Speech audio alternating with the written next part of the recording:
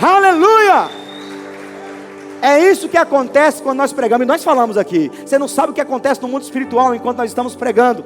E as coisas do mundo espiritual vão se intensificando, os anjos vão trabalhando à medida que o povo vão ganhando fé. À medida que você vai ganhando fé, vai crescendo a fé, os anjos batalham com mais força. É por isso que a Bíblia diz que a fé vem pelo ouvir, e ouvir a palavra. Ouvir a pregação é importante, porque quando a tua fé cresce, você dá força para os anjos batalharem em teu favor. Eu posso ouvir um amém? Eu posso ouvir um aleluia? Balança quem está do seu lado e diz: deixa a tua fé crescer. Diga: deixa a tua fé crescer. Diga: é hoje. Não, mas fala com fé. Diga: é hoje que a tampa da chaleira vai voar e o fundo vai cair. Diga: é hoje que o fogo de Deus te pega, que o fogo de Deus entra na tua casa. Aleluia! Eita glória! Tremendo! Aleluia! Abra sua Bíblia em 1 Coríntios.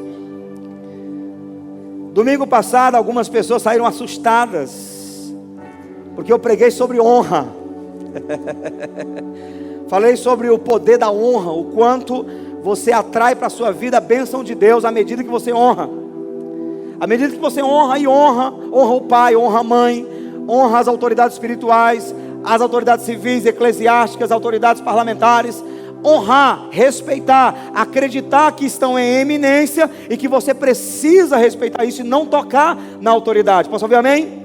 Esposa, há uma autoridade sobre a sua vida que é o seu marido. Honre. Marido, há uma autoridade de Cristo no seu casamento. Portanto, amar, cuidar da tua esposa é honrar o cabeça que é Cristo. Sabendo que o mesmo Jesus que morreu por você, marido, morreu pela tua esposa. Se você desrespeita a sua esposa, se você maltrata a sua esposa, se você faz a tua esposa triste, entristece ela, você está ferindo diretamente o coração de Jesus. Porque Jesus morreu pela tua esposa, Jesus considera ela, Jesus ama a tua esposa, Jesus respeita a tua esposa, Jesus cuida da tua esposa. Quando você maltrata, você está ferindo uma autoridade. Posso ouvir amém? Posso ouvir um aleluia? Então, pregamos sobre honra. E hoje nós vamos falar sobre o poder da unidade. Diga comigo: unidade. A unidade é uma coisa tremenda. A unidade, na verdade, é o que Deus colocou como ferramenta tônica para construir uma sociedade saudável, uma sociedade que tenha realmente um equilíbrio. Quando há divisão, desunião, a sociedade começa a ser prejudicada. Isso acontece em todos os lugares, desde a família, que é a célula máter da sociedade. Então 1 Coríntios 1, versículo 10 diz: rogo-vos, irmãos, pelo nome de nosso Senhor Jesus Cristo, que faleis todos a mesma coisa, e que não haja entre vós divisões, antes sejais inteiramente unidos, na mesma disposição mental e no mesmo parecer. Tem Bíblia aí, bichinho? Pode colocar aí novamente?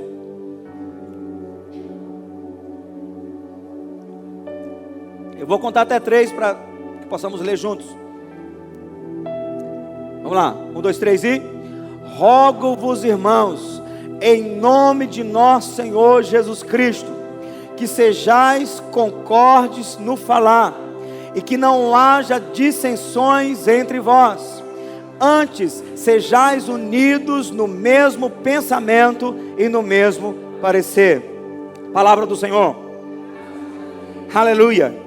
Eu vou ler novamente aqui na minha tradução. Rogo-vos, irmãos, pelo nome de nosso Senhor Jesus Cristo, que faleis todos a mesma coisa, e que não haja entre vós divisões. Antes, sejais inteiramente unidos, na mesma disposição mental e no mesmo parecer.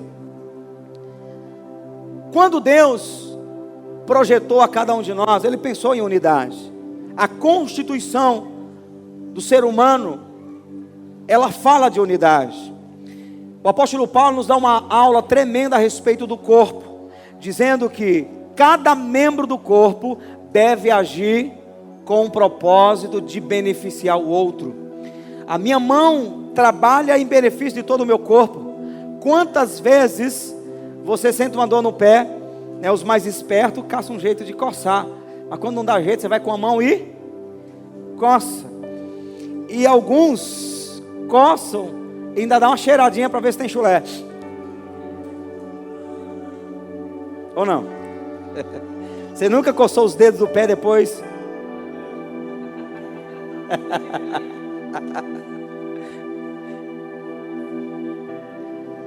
O nariz, ele serve para trazer um equilíbrio, senão você não vai conseguir respirar. A audição faz com que você se defenda ou atenda às necessidades. A boca, ela serve para falar. Ô pastor, eu pensei que você ia falar para comer, que já estava lembrando, né? Churrasco, a cantina que daqui a pouco vai estar maravilhosa. Os jovens estão fazendo aquela cantina hoje. Eu vou dizer, vai ficar todo mundo gordo neste lugar. Cada cantina melhor que a outra. Cada parte do nosso corpo, ela trabalha em prol da unidade. Amém? Até as partes mais desonrosas, mais frágeis, até as partes mais esquecidas, elas têm propósito fundamental para a nossa saúde, para a nossa vida. A família é um corpo. A família é um corpo. Uma família bem ajustada tem saúde, tem alegria, tem paz. Uma família bem ajustada, equilibrada, todo mundo entra e quer ficar mais tempo ali. Você já teve a experiência de entrar numa casa e quando você põe o pé lá dentro já quer sair? É todo mundo brigando, é todo mundo em discórdia, dissensões. Você vê que está todo mundo de cara virada para o outro. Você vai conversar. Uma vez eu cheguei na casa de um casal, até cristão, e era um casal amigo, em uma outra cidade. Quando eu cheguei, eu já percebi que o clima não estava bom. E eu já fui perguntando, o que é que está acontecendo aqui? Não, nada não. Está acontecendo o quê? Alguma coisa está acontecendo que vocês não são assim. E imediatamente a mulher começou a pôr para fora tudo que ela estava passando. E ela chegou ao ponto de dizer: esse homem, meu marido aqui em casa, é um demônio. Fala, meu Deus do céu, o negócio está feio. O cara era um ex-policial. Eu tive que levar ele para um outro ambiente para conversar com ele e ensinar ele a ser dócil com a esposa, ser flexível. E ele disse: é que eu fui policial e eu me converti, também me ensinaram que eu tinha que ser duro com a mulher, cabeça da mulher. Rapaz, ser duro, ser cabeça, ser protetor, ser provedor da casa. Esse papel de sacerdote é principalmente em carinho, em doçura, porque é assim que Jesus é com a igreja. Eu sei que alguma coisa aconteceu lá, nós oramos por eles. Semana seguinte ela veio para a nossa cidade, ela veio e me perguntou: o que é que você falou para aquele homem? Eu disse: nada. Você falou o quê? O homem mudou da água para o vinho, ganhei um outro marido. Muitos precisam entender que quando, por exemplo, o marido batalha contra a mulher, machuca a esposa, ele está fazendo mal para a própria vida. A Bíblia diz que o casal é uma só carne. Tem que haver unidade. Eu preciso estar sempre disposto a abrir mão dos meus direitos, abrir mão do meu conforto, abrir mão do meu egoísmo, para satisfazer a vontade do meu cônjuge, e assim vice-versa, para que a família seja ajustada, para que o casal seja abençoado, para que os filhos possam acreditar no casamento. Existem muitas crianças, adolescentes, que quando você fala sobre o futuro delas, tudo elas querem na vida, menos casar, porque não acreditam em casamento, porque não acreditam, porque vê que o casamento dos pais não são bons. Quantos jovens não querem casar, quer só realmente viver na curtição e curtindo a vida em aventuras, porque não consegue ser inspirado pela própria casa. E nós precisamos trazer unidade para a nossa casa. O marido precisa pensar a mesma coisa que a mulher a mesma coisa que o marido. É por isso que a Bíblia Sagrada, o apóstolo Paulo, vai bater muito forte, ratificando o que já era ensinado para os judeus no Velho Testamento, que a mulher de fé não deve casar com um homem que não é da mesma fé. O homem que é de uma fé, a fé cristã, a fé em Deus, não deve casar com uma mulher que não é da mesma fé. Se você chega na igreja assim, amém, Deus vai trabalhar. Mas se você está na igreja, você é solteira, você é solteiro, tem a oportunidade de casar, é um conselho bíblico: não procure alguém que não tenha a mesma fé. Vai ser uma casa dividida. Jesus fala que é luz com trevas. A própria palavra diz: não foi porventura assim que caiu Salomão, que se envolveu com as mulheres moabitas, com as mulheres etéias, com as mulheres, né, das filisteias, e aí Israel caiu espiritualmente, ele se desviou da fé. A nossa casa deve ser um ambiente que retrata, e que é o retrato de uma unidade em Deus. O marido tem fé em Jesus, a mulher também tem, os maridos terão. Amém? E a Bíblia diz para você que de repente a mulher é cristã e o seu marido não é ainda. Há uma promessa de Deus, porque Deus não quer que continue assim, e nem quer que você largue seu marido, e nem quer que você largue sua esposa, porque não tem a mesma fé. A Bíblia diz: crê no Senhor Jesus Cristo e será salvo, tu e a tua casa. O propósito de Deus é trazer unidade para casa, a mesma fé. A Bíblia fala do mesmo parecer, da mesma disposição mental. A Bíblia diz que nós temos a mente de Cristo.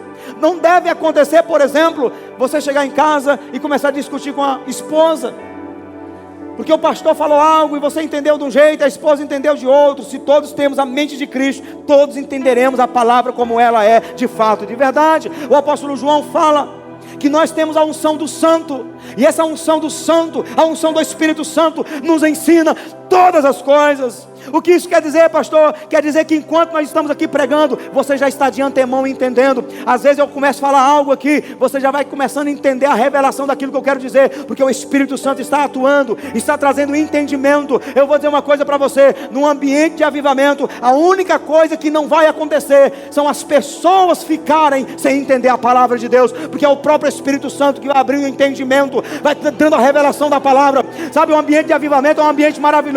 O pastor não tem dificuldade de fazer o povo ficar entendendo. Você vê as pessoas aqui tomando a palavra e: pastor, não entendi, fala de novo, não entendi, fala. Não, por quê? Porque o que nós vamos falando aqui, o Espírito Santo vai dando respaldo no teu coração, confirmando: é isso mesmo, entendeu? Era isso que eu queria dizer para você, era isso. Quando você leu aquele versículo, era isso. Quantas pessoas eu termino de pregar aqui, na semana seguinte diz: pastor, você pregou a mesma palavra que eu meditei, foi a mesma coisa que Deus já falou comigo lá em casa. Por quê? Porque Deus quer trazer unidade. Deus quer que todos entendam a mesma coisa. O apóstolo Paulo, ele diz: rogo-vos, irmãos, pelo nome de nosso Senhor Jesus Cristo, que faleis todos a mesma coisa. É importante agora, saindo do ambiente de família e trazendo para o ambiente de igreja, eu vou dizer uma coisa para você: existe uma bênção de Deus que está sobre este lugar, que está sobre esse ministério, e que vai tocar cada vida, cada família, cada casa, cada coração, em nome de Jesus. Posso ouvir amém? Eu posso ouvir um aleluia? Existem muitas pessoas que já estão sendo tocadas, outras estão por ser tocadas com algo especial de Deus nesse ministério. E eu vou te dizer o segredo para que você seja alcançado por toda a unção, toda a bênção que Deus tem para esse ministério. Eu vou te mostrar aqui hoje, porque há uma bênção tremenda. Existe uma unção de Deus para cada ministério, e a unção que Deus tem para o ministério Avivamento Cristão é a unção de avivamento. Avivar as casas, tornar a tua fé mais viva, tornar teu relacionamento com o Espírito Santo mais real, tirar você da teoria, tirar você da religiosidade e levar você para a realidade, para a comunhão, para a intimidade com o Espírito Santo, onde você vai ouvir a voz dele, onde você vai ser realmente pastoreado por ele. E eu te digo, nós estamos orando pela tua vida, nós estamos orando por cada membro do ministério, dizendo: Senhor, toca cada membro, não deixe ninguém sem ser tocado pelo Senhor. Fale com cada um, pastoreie seus corações. Toda a unção que o Senhor está dispensando sobre esse ministério, que entre em cada lar, que entre em cada casa, que ninguém fique sem receber o toque da unção do Senhor. E eu te prometo, em nome de Jesus, se você se alinhar com aquilo que Deus está falando neste lugar, a bênção vai chegar na tua vida. Aleluia! Dá para dar pelo menos uma sapateada sentado aí? Eita glória! Eu dou vontade de correr, eu só não corro para escandalizar menos. Qual é o segredo, pastor, para que essa unção chegue sobre a minha vida? Para que essa bênção chegue sobre a minha vida? A bênção que é coletiva, a bênção que é para o todo. Como é que eu faço para essa bênção chegar até mim? Eu vou te dizer: que faleis todos a mesma coisa, que não haja divisões, antes sejais inteiramente unidos na mesma disposição mental e no mesmo parecer. A tua linguagem é a linguagem da tua igreja? É a linguagem do teu pastor? Ou é contrária? O que Deus quer? Deus quer que você saia por aquela porta falando a mesma coisa que o seu pastor fale. Porque ninguém é obrigado a estar em nenhuma igreja, é? Ninguém é. Aliás, você está aqui porque você está sentindo alguma coisa, foi atraído, foi convidado. Ninguém te obrigou, obrigou? Não. Você pode sair por aquela porta e dizer assim: rapaz, bye, nunca mais volto nessa igreja. Ou pode sair dizendo: nunca mais saio dessa igreja. É uma decisão sua. Mas uma vez que você decidiu entrar, é importante que você se alinhe com a igreja. Acredite no que ela pregue e comece a falar a mesma linguagem. Porque isso é bíblico. Quando Jesus estava sendo preso pelos soldados, Pedro, com medo, estava se esquivando, se escondendo. E ele estava na beira de uma fogueira, e alguém olhou para ele e disse assim: você é um dos discípulos. Não, não sou. Não, não sou. A tua fala te denuncia. A fala de Pedro era igual à fala de quem? De Jesus. Nós precisamos começar a viver um momento em que, quando você estiver em qualquer lugar, alguém que conheça o pastor da igreja ou conheça algum membro desta igreja possa olhar para você e dizer assim: ei, você é da Avivamento Cristão, não é? Como é que você sabe? A tua fala te denuncia. Amém? Eu escutei esse povo falar no rádio. Você está falando igualzinho aquele povo fala no rádio. Só fala do Espírito Santo, só fala de comunhão, só fala de avivamento, de poder de Deus, de sobrenatural, de vida com Deus, de ser pastoreado pelo Espírito Santo. Aleluia! E é isso que nós queremos. Aleluia! Fale a mesma linguagem.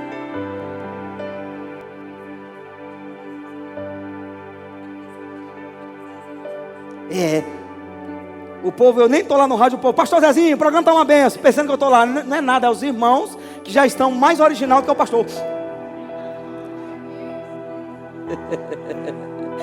Aí outro dia vim no rádio e ouvindo os irmãos quebrando o estúdio e chutando o balde e Espírito Santo. Eu disse: meu Deus, que responsabilidade. Os irmãos estão na minha frente, estão fazendo mais zoada do que eu, estão falando do Espírito Santo mais do que eu. Aí eu entendi: se o pastor não for um homem de Deus, ele vai conduzir um rebanho para o erro. Porque quando o povo decide acreditar, acabou-se. E eu vou dizer, eu não sei se todos, mas pelo menos 99,9% neste lugar decidiu acreditar no avivamento.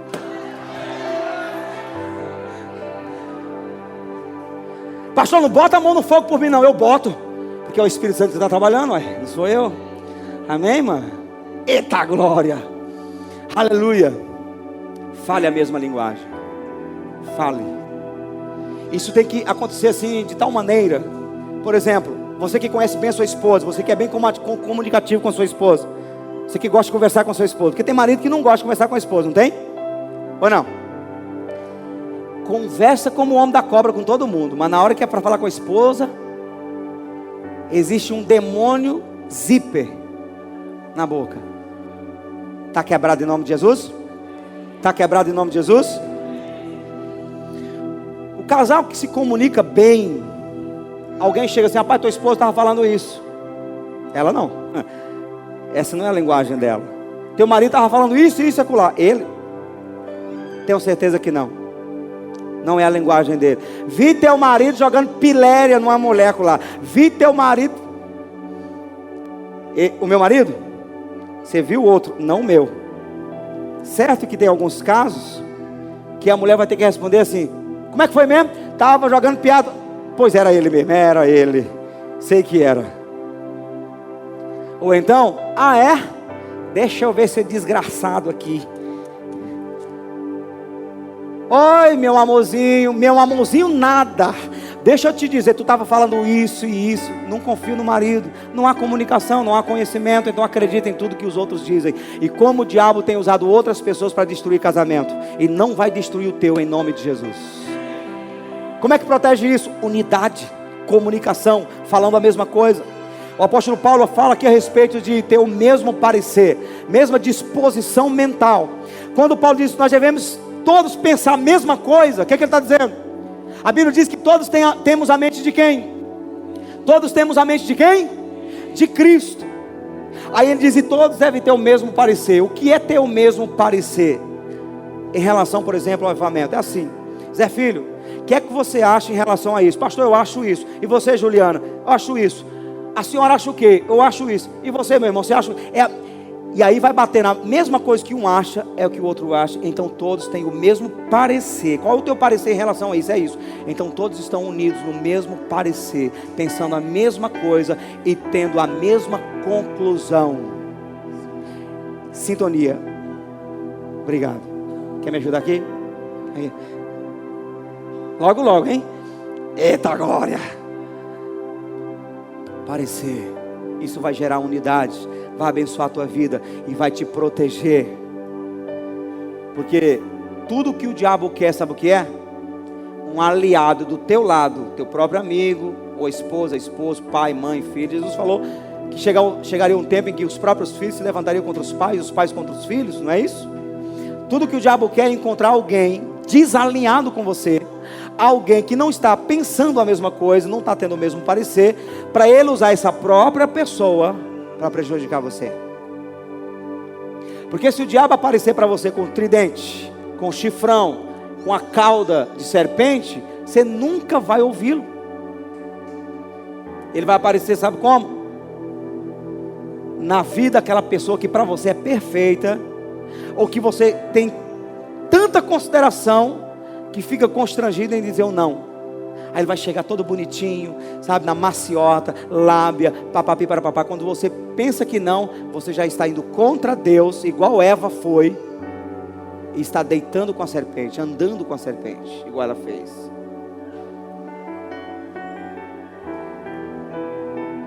Diga para quem está do seu lado, não deixe o diabo usar ninguém perto de você para prejudicar a tua própria vida ou teu relacionamento.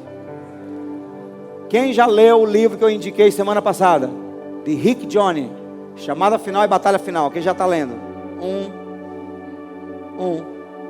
2, 3. Está lendo ou comprou?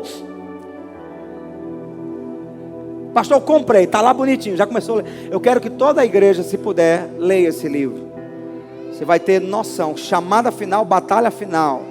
Você vai ter noção do mundo espiritual, como o diabo levanta pessoas mais próximas de você para destruir você. E ao invés de você lutar contra o diabo, você luta contra aquela pessoa, destrói relacionamento, destrói casamento, destrói amizades. E por fim, muitos se destroem. Pula do prédio, se joga num carro, coloca a corda no pescoço. Porque não existe coisa mais forte do que uma decepção. Quando alguém lá fora fala mal de você, quando alguém que você não conhece insulta você, ali você tem uma mágoa que passa rápido. Você não conhece a pessoa, não tem vínculo. Mas quando alguém próximo de você, amigo seu amigo, os pais podem pegar as crianças. Quando alguém próximo de você machuca você, então você tem aí uma marca no coração e vai ter muita dificuldade de se libertar. Por quê? Porque você vai levar em consideração a falta de consideração que aquela amiga, que aquele amigo teve para te machucar. O inimigo faz muito isso. Por isso que o perdão vai ser algo tremendo para a nossa vida. Diga comigo, perdão. Diga perdão. Irmãos, cristão deve assumir esse princípio como chave para a sua vida. Se eu tiver que, minuto após minuto, perdoar, eu terei e vou perdoar, porque o perdão não beneficia o próximo, perdão beneficia a nossa própria vida. A Bíblia diz: se você quer ser perdoado por Deus, você perdoa o próximo. Tem gente que não perdoa, sabe por quê? Porque fica assim, ó, eu vou perdoar, aí eu fico no prejuízo, e a pessoa,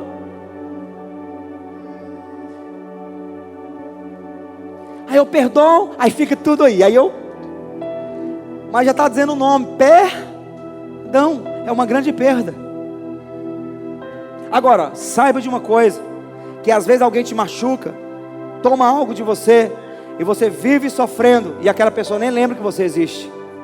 Você não consegue dormir, e ela está dormindo num bem bom, até sonhando com os anjos, e você deitando com demônios.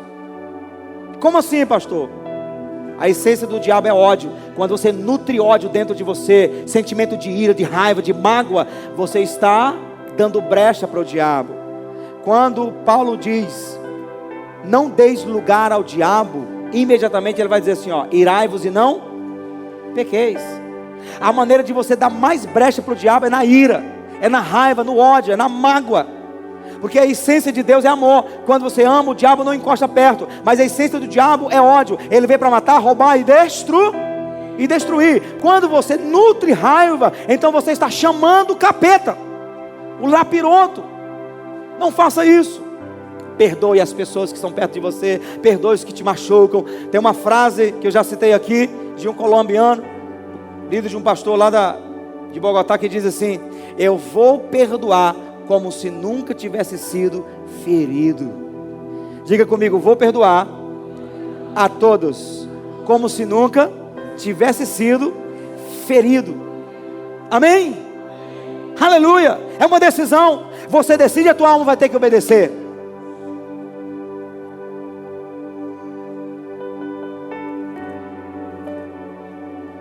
Rogo-vos, irmãos. O apóstolo Paulo chega a ponto de rogar mesmo.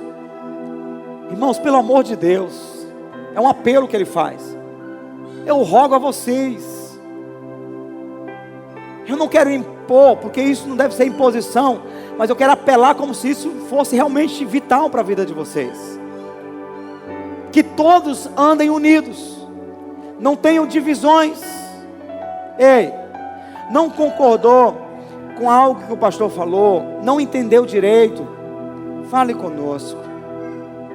Nós somos humildes bastante para reconhecer se erramos, biblicamente falando. Se erramos, vamos rever.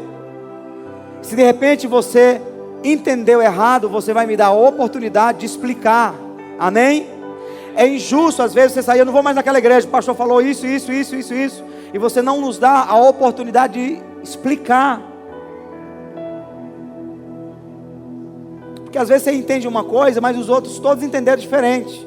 Então venha, pastor, eu entendi assim. É isso mesmo. Porque se for isso mesmo, estou fora. E aí a gente vai explicar. E eu te ajudo, e você me ajuda. E assim nós andaremos juntos, unidos para a glória de Deus. Amém? A unidade é algo tão tremendo que o próprio Deus se assusta com a unidade. Pastor, alguma coisa que Deus se assusta? Expressão, né? Força de expressão. Mas vamos lá para capítulo 11 de Gênesis. Gênesis capítulo 11. Vai ser colocado no telão aqui, mas é importante que você abra sua Bíblia, marque, mete a caneta lá e remedita em casa. Capítulo 11, versículo 6 de Gênesis. O contexto aqui é a Torre de Babel. Quem já leu a história da Torre de Babel, levante a mão. Torre de Babel. Começaram a construir uma torre, dizendo, vamos tocar o céu. Deus percebeu que a motivação era errada. E Deus se preocupou com isso. A Bíblia diz que Deus desceu para ver o que estava acontecendo. Versículo 6 diz: e o Senhor disse, eis que o povo é um, diga um. Eis que o povo é um, e todos têm a mesma linguagem. Deixa eu ver se é a mesma coisa aqui. Eis que o povo é um, e todos têm uma só língua. E isto é o que começam a fazer. Agora não haverá restrição para tudo que eles intentarem fazer. Deus falou assim, o povo é um. O povo está pensando a mesma coisa, tem a mesma linguagem. Estão com o propósito de construir uma torre cuja motivação é tocar o céu, cuja motivação é mexer com a autoridade de Deus. Por causa dessa unidade, não haverá restrição para esse povo, não haverá limites para esse povo. Tudo que eles quiserem fazer, vai acontecer. O que é que Deus faz? Deus confunde as línguas. E Deus então, para que não haja um propósito errado, para que não haja uma grande destruição na terra, então Deus provoca uma divisão. Eu tenho que dividir esse povo não pode ficar junto, porque é uma obstinação para o erro, então eu tenho que dividir. Então Deus divide o povo, e o povo se espalha e cria-se as nações. Deus não concorda com a unidade quando ela é para o erro. Deus vai interferir. Por que Deus falou para Noé: o meu espírito não contenderá para sempre com o homem, porque ele é mau continuamente. Deus olhou para toda a terra e diz: a maldade entrou, todos os homens são maus. Deus encontrou apenas uma família, a família de Noé. Vou recomeçar com essa família, porque é a única família justa que tem aqui. O que não presta, todo mundo que a maldade entrou no coração e virou DNA, vou ter que destruir. Porque Deus não tinha condições de ter o que Ele queria na terra com a unidade em massa para a maldade. Deus destruiu no dilúvio. Por que é que Deus destrói Sodoma e Gomorra, igreja? Porque Sodoma e Gomorra, duas cidades que estavam totalmente pervertidas, a homossexualidade, o lesbianismo, a corrupção. A Bíblia diz que Ló pregava para eles, e quando Ló foi reclamar com eles, eles disseram: agora você quer se meter em tudo aqui? Ló tentava se meter em tudo, tentava falar para eles: está errado, vocês não podem fazer isso. E a obstinação da cidade para o erro, Deus falou: vou destruir. Abraão disse: Senhor, se tiver 50 pessoas lá que tenha outro propósito, que seja unido com outro propósito, vai destruir. Se tiver 50 eu não destruo. Se tiver 45 eu não destruo por causa dos 45. Se tiver 30 não destruo por causa dos 30. 35, 20, 10. Se tiver 10 eu não destruo por causa dos 10. E aí o Senhor saiu, porque menos de 10 para duas cidades como aquela já configura maldade em massa. Então Deus diz: tira Ló e a sua família, porque o resto vai ter que ser queimado, porque não tem condições. Por quê? Irmãos, nós temos muito mais habilidade, capacidade de reproduzir o mal do que o bem. Notícia boa, é luta.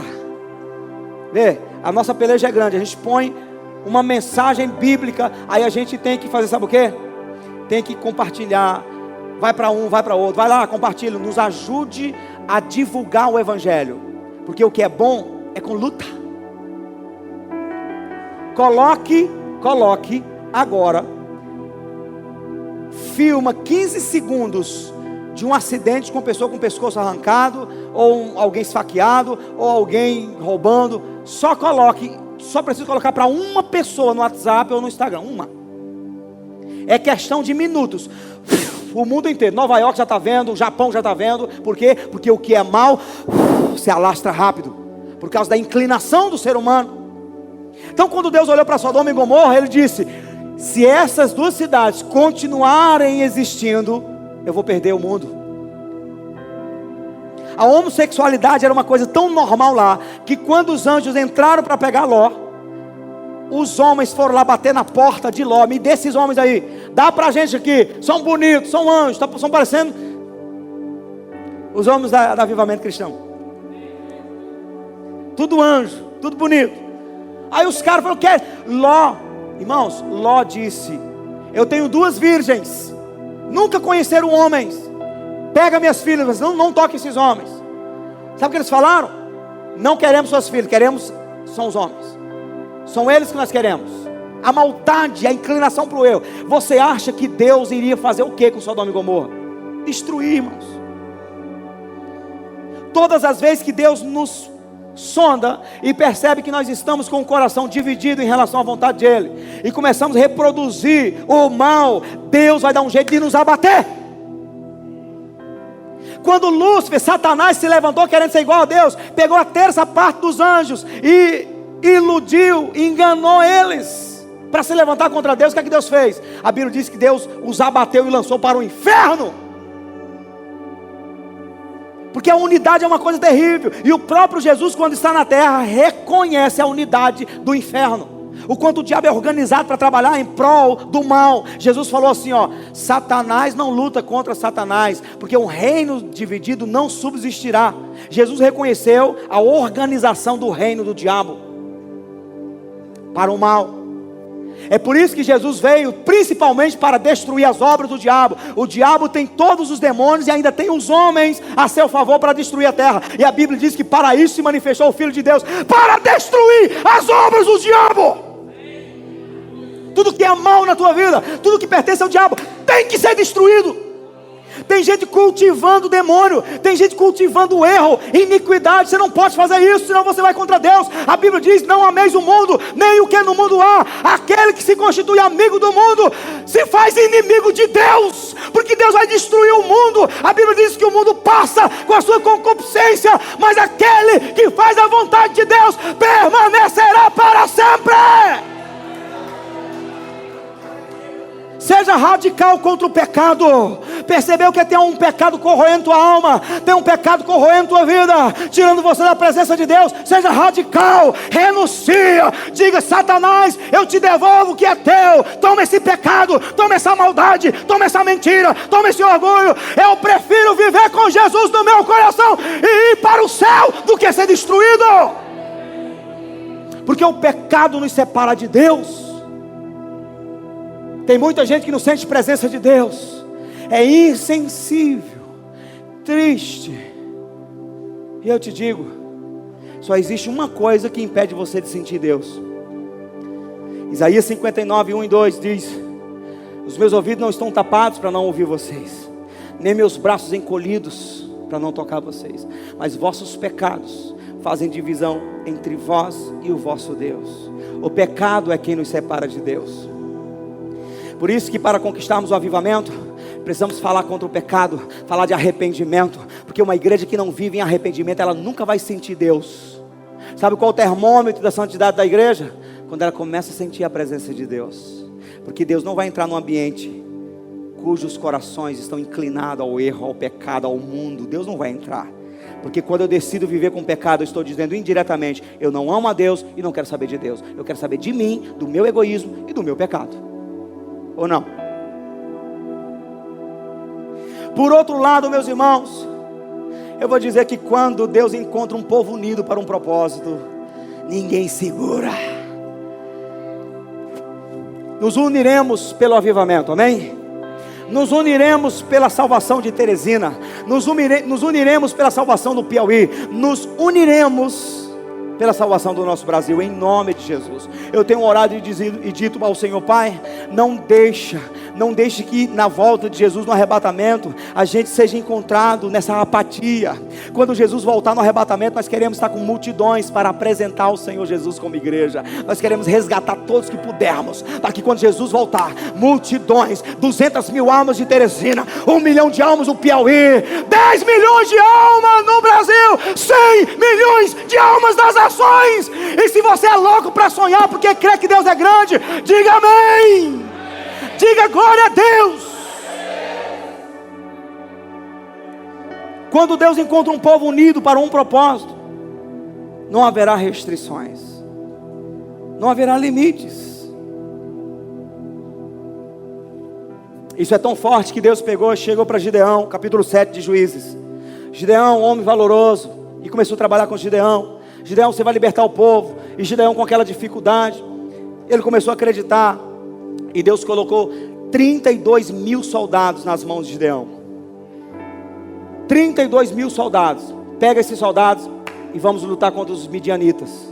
Quando Deus olhou para a multidão, olhou para a turma, sondou o coração, Deus disse: está dividido. Tem um monte de gente covarde aí. Gideão, faz a prova aí. Aí Gideão bradou: ei, os covardes, os medrosos, o que não tem coragem de meter o peito contra a ponta da espada para salvar o seu povo, volte, pode retornar, Deus não vai contar com você. Imediatamente 22 mil saíram fora, só ficou 10 mil. Porque Deus quer o quê? Unidade. Deus queria um povo unido. Deus olhou para os 10 mil. Tá bom, o povo é corajoso, mas tem muita gente dispersa. Tem muita gente que vai morrer de graça. Tem muita gente que não vai aguentar a batalha. E se esse povo vencer a guerra, há uma obstinação no coração. Eles vão levantar o braço e dizer assim: foi pelo nosso braço que nós conseguimos. Esse povo tem que saber que sou eu que dou livramento. Gideão, pega o povo, faz um teste na água, bota o povo para beber, os soldados que beber igual cachorro, separa. Aquele que beber só com a mão, com outra mão na espada, separa. Só sobrou 300. Só 300 bebeu a água como soldado preparado aqui, ó, bebendo e olhando. O resto...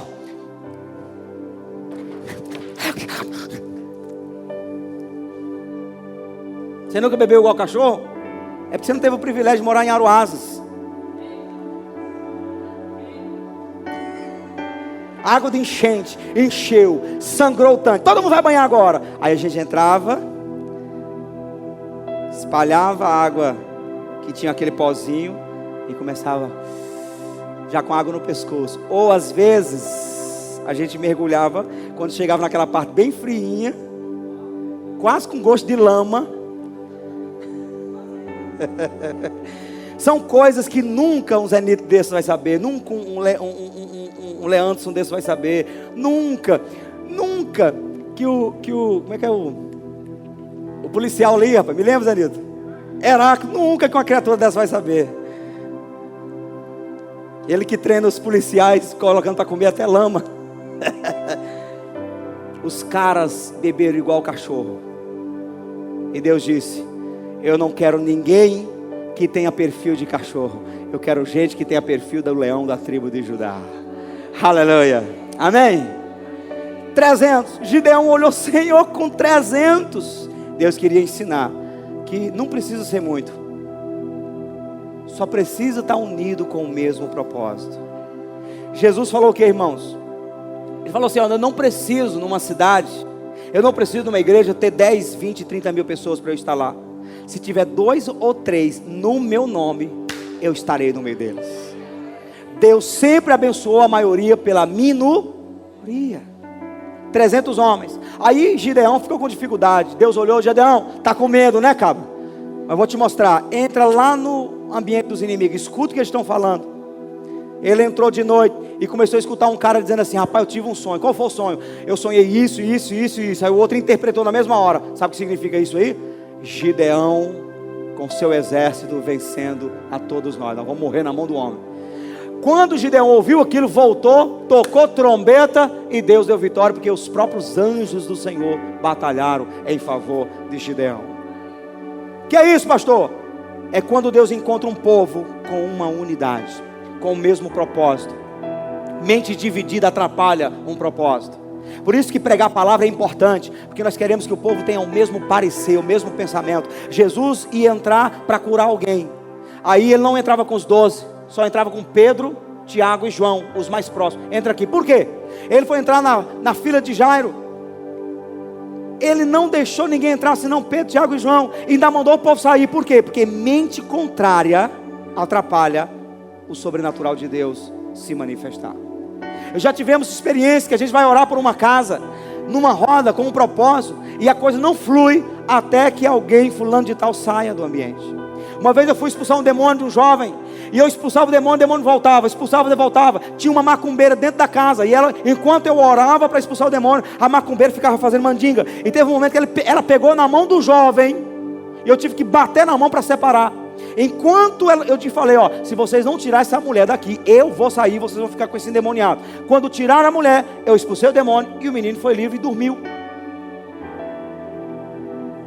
Uma casa dividida não subsistirá. A Bíblia mesmo diz: andarão 2 juntos se não tiverem de acordo.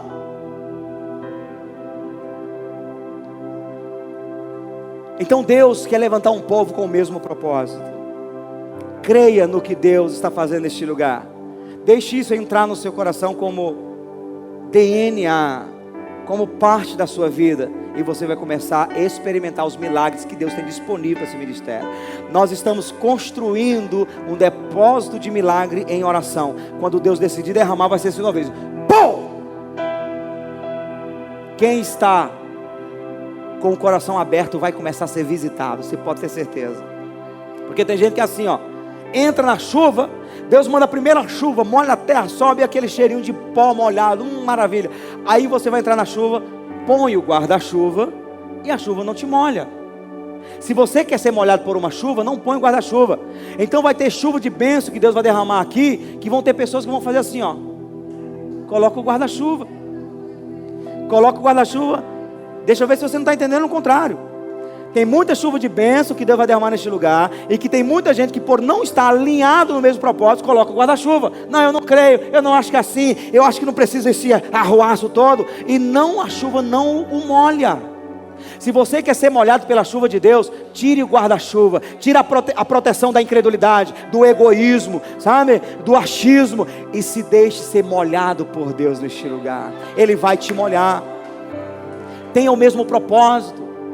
Vamos pensar a mesma coisa, vamos desejar a mesma coisa. Porque eu vou dizer uma coisa para você, por isso nós pregamos a palavra e insistimos. Porque infelizmente tem gente que gosta de ir na igreja, só quer ouvir uma palavra, mas não quer se envolver com Deus. Você já viu esse tipo de gente?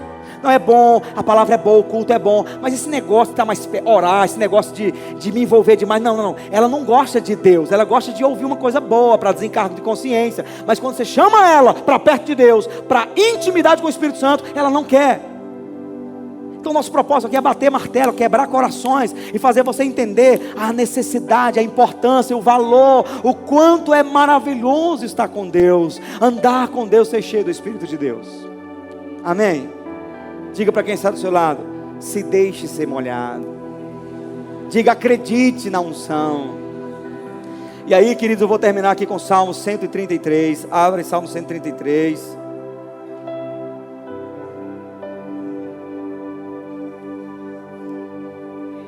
Eu estou debaixo de uma unção de milagres aqui. O meu relógio parou. Na hora que eu digo que vou terminar mais cedo, aí os pentecostais no anonimato tudo se levantam dando glória. 133. A bênção vai chegar agora. Diga: vai chegar agora. Diga: eu vou receber agora. Salmo 133. Ó, quão bom e quão agradável é, e quão suave é que os irmãos vivam em união. Vai descendo. É como óleo precioso sobre a cabeça, que desceu sobre a barba de Arão, que desceu sobre a gola das suas vestes. Como orvalho de Hermon, que desce sobre os montes de Sião, porque ali o Senhor ordenou a bênção e a vida para sempre. Amém? Vamos entender esses salmos. O salmista Davi, ele foi semelhante a Cristo, o único rei que exerceu 3 ofícios: o ofício de rei, o ofício de sacerdote e o ofício de profeta. Igual Jesus. Jesus exerceu os 3 ofícios de rei, sacerdote e profeta. Como não somente um rei e não somente um profeta, Davi nesse momento escreve os salmos na ótica de sacerdote que ele era. E eu te provo que Davi era um sacerdote. Lembra quando criticaram Jesus, que os discípulos estavam tirando espigas de milho no sábado?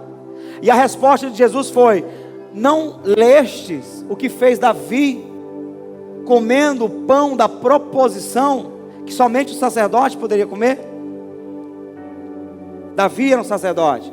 Deus não vai contra a sua própria lei. Ele era um homem que exercia o sacerdócio. Agora preste atenção.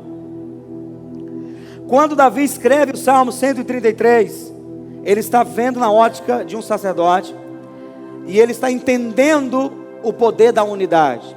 Porque Davi pastoreava, Davi reinava, e Davi também profetizava, ou seja, trazia direcionamento de Deus para a nação. Ele profetizava e dançava como os profetas. Era uma coisa tremenda que acontecia com Davi. Então ele escreve: ó, quão bom e quão suave é que os irmãos vivam em união. Ele fala irmãos.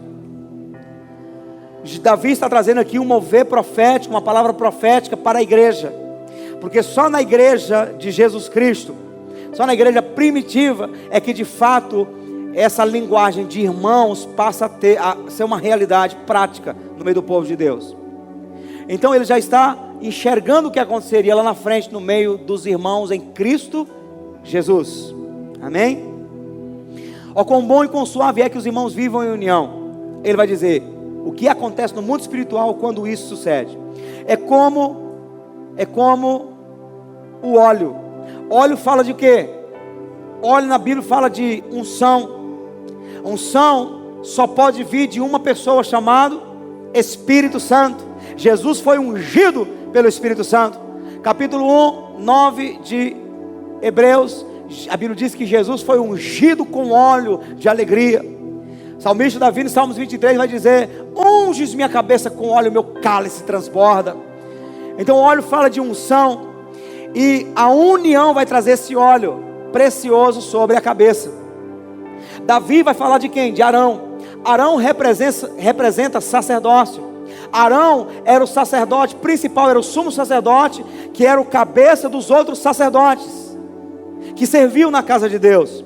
Quando Davi fala que o óleo está sobre a cabeça, ele está falando que o óleo, no meio dos irmãos, no meio da igreja, está sobre a liderança, o ministério pastoral. Amém?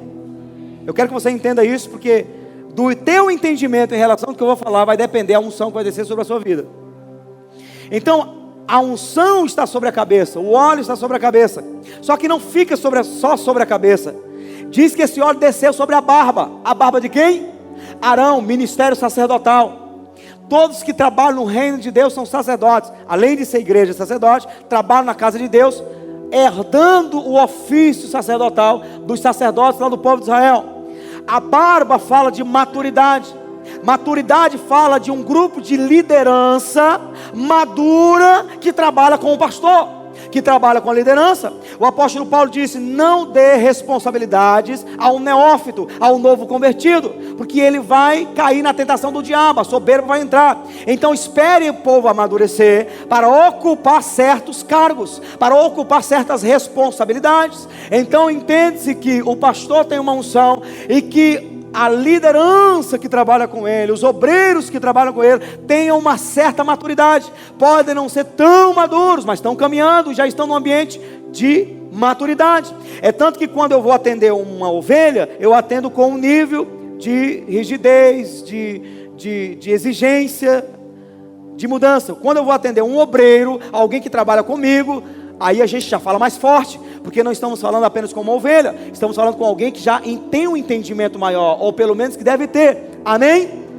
Então o óleo está na cabeça do líder e desce sobre a barba, sobre o grupo de gente maduro. Então esse óleo está sobre a barba. Os obreiros que eu tenho comigo, alguns estão lutando para acreditar, mas já é uma realidade. Todos estão vivendo na mesma unção que o pastor está vivendo. Todos vão expulsar demônios, vão curar enfermos, vão pregar o evangelho com ousadia. Deus está fazendo esse óleo mexer na vida deles, está ungindo a vida de cada um. E eu sei que você já deve estar gerando um desejo de pular para dentro desse ambiente de maturidade, de obreiros, né, de líderes. E Deus vai te levantar sim, porque a Bíblia diz que aquele que deseja o episcopado, excelente obra deseja. E Deus vai te levantar, porque Teresina é grande, o Piauí é grande, e Deus vai levantar muitos líderes neste lugar. Agora preste atenção. Uma vez que o óleo cai na cabeça e passa pela barba, a Bíblia diz que também o óleo desce sobre as vestes de Arão. As vestes fala do restante do corpo, do restante da igreja. Não tem jeito, meu irmão. Se você permanecer neste lugar, existe uma unção aqui que desce sobre os líderes e vai tocar você. Vai tocar você. Você só precisa se certificar de que é um corpo, que realmente faz parte dessa veste, faz parte desse corpo, que você não é alguém dividido, que você não é um lenço que foi colocado, então a qualquer momento pode cair. Não, você faz parte da veste, você está impregnado, você faz parte do corpo. Eu te digo que se teu coração estiver neste lugar, se teu coração estiver num avivamento, no Espírito Santo, naquilo que nós pregamos, mais cedo ou mais tarde, essa unção vai te tocar, vai tocar a tua casa, vai tocar a tua família, porque o óleo vai descer. Eu posso ouvir um amém? Eu posso ouvir um aleluia? E essa unidade quem gera é o Espírito Santo. A Bíblia diz que isso é tão tremendo, que no capítulo 6, versículo 17 de 1 Coríntios diz que aquele que se une com o Senhor é um só Espírito com Ele. Deus não quer ninguém dividido, Deus quer alguém impregnado nele, vivendo dentro dele e Ele dentro de si. Jesus falou: eis que estou à porta e bato, se alguém ouvir a minha voz e abrir a porta, eu entrarei em sua casa e com ele será ele comigo. Jesus não quer ficar de fora, Ele quer entrar e fazer parte da sua vida. E no final do texto diz: se alguém tem ouvido para ouvir, ouve, ouça. O que o Espírito diz às igrejas é o Espírito Santo que está tentando entrar no teu coração, entrar na tua casa e fazer de você alguém unido com Deus. Jesus falou: Pai, eu oro para que eles sejam um comigo, assim como eu sou um contigo. É por isso que a Bíblia diz que Deus nos deu o DNA de filho. Você não é um religioso, você não é uma criatura que uma hora está com o pé dentro, outra hora está com o pé fora. Não, você é filho. Uma vez que entrou, meu irmão, tem mais como sair. Tem que ter o DNA do Pai. O Espírito testifica com o nosso Espírito, dizendo que somos filhos de Deus. E alguém que o Lucas conhece muito bem me perguntou uma vez: pastor, se Lúcifer, se Satanás um dia se rebelou contra Deus, o que vai nos garantir que no futuro nós, homens, seres humanos, não vamos nos rebelar contra Deus? E de vez em quando vem essas perguntas assim que a gente nunca pensou que alguém ia fazer, né? Aí o Espírito Santo imediatamente dá a resposta. E eu disse: quem era Lúcifer? Lúcifer era uma criatura. Lúcifer era uma criatura. Jesus tem possibilidade de se rebelar contra o próprio Pai? Há alguma possibilidade do Filho Jesus se rebelar contra o próprio Pai? Sim ou não? Não há. É por isso que Deus não nos deixou na condição de criaturas. A Bíblia diz que a todos quantos receberam a Jesus Cristo, foi-lhes dado o poder de serem feitos filhos de Deus. E o apóstolo João diz que assim como Jesus é, nós seremos também. Nós nunca rebelaremos contra Deus, porque nós não temos natureza de Satanás, não temos natureza de Adão. A natureza é de Cristo. Unidade. Diga comigo: eu sou um com Deus. Estou sendo e serei. Vamos colocar de pé, que nós estamos em avivamento. E o pastor conseguiu pregar até 8 horas. E 8h30 já teremos terminado. Você já deu paz do Senhor para o irmão, já beijou no pescoço e já recebeu aquele convite para ir para uma pizzaria, porque teu amigo vai pagar todas hoje, todas as Coca-Colas. Ainda vai dizer assim: ó, se quiser trazer o pastor, pode trazer, que é o banco também. Aí é difícil, que a família do pastor é grande. Aí o pastor vai dizer assim: hã? Ah, tem a cantina. Não, gente, isso é só depois da cantina, quando não tiver mais nada na cantina. Você é um vendedor fraco demais. Hã? O Leandro vai pagar a pizza junto contigo. Ele vai pagar a pizza para tu? Para nós? A gente joga uma verde e já colhe uma madura, bem madura. Obrigado, Leandro. Já soube aqui que você vai pagar uma pizza para nós. Pastor pregou, já está quebrando a unção, já está constrangendo lá o irmão. Amém? Quem acredita que há uma unção de Deus neste lugar? Sobe aí. Eu quero ministrar a sua vida. Eu não sei o que o Espírito Santo vai fazer, mas uma coisa eu quero declarar sobre a sua vida: um óleo. Esse óleo ele vai gerar um aroma na sua casa.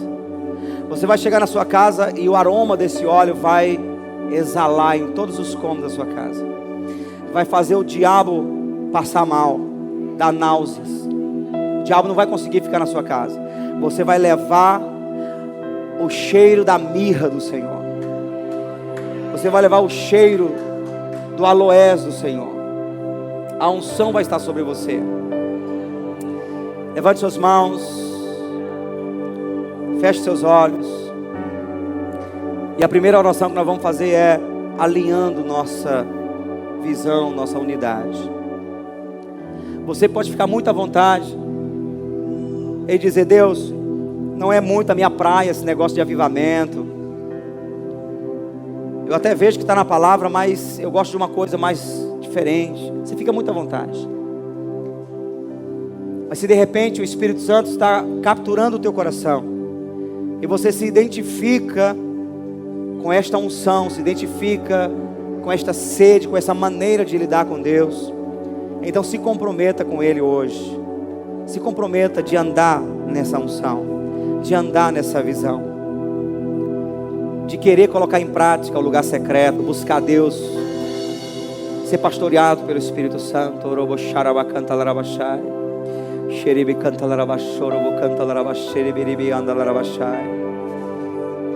Obrigado, Senhor, porque Tu tens derramado óleo sobre a nossa vida. Obrigado que a unção já está aqui, ela está crescente, ela está subindo. E obrigado, Jesus, porque Tu estás neste lugar. E esse povo está aprendendo, não somente está unido como um ministério, isso é a parte mais simples. Esse povo está aprendendo a ser unido contigo, Jesus. Esse povo está aprendendo como andar com o Espírito Santo, como andar em unidade com o Senhor. Nós não queremos nada do diabo, não queremos nada do mundo, nada do sistema pecaminoso. Nós queremos o Senhor na nossa vida. Nós queremos a presença do Senhor sobre nós. Nós queremos a unção do Senhor sobre nós. E nós rejeitamos, ó Deus, toda a incredulidade, rejeitamos todo o mal, tudo aquilo que não vem do Senhor nós rejeitamos. E nós queremos alinhar o nosso coração no avivamento. Diga para Ele agora, diga: Senhor, eu vou orar mais por avivamento. Estamos na campanha de 40 dias. Se você não entrou ainda, pode entrar no meio do caminho, pode entrar. Nós vamos continuar o jejum até dia 27. Entre nessa campanha. Nós estamos orando no mínimo 1 hora por dia por avivamento. Se comprometa em fazê-lo também. Estamos buscando a santidade, rejeitando o pecado, buscando parecermos com Deus. Busque isso também para a sua vida. Diga para Ele: Senhor, eu quero andar nessa unção de avivamento. Eu quero andar nessa visão de avivamento. Eu quero decidir que o Espírito Santo vai me pastorear, que o Senhor Jesus vai me pastorear. Eu decido, Senhor, tomar decisões. Eu decido aqui me decidir pelo Senhor todos os dias. Todos os dias eu vou levantar pela manhã e vou buscar esse avivamento. Eu vou pensar nisso e vou me alinhar a essa visão.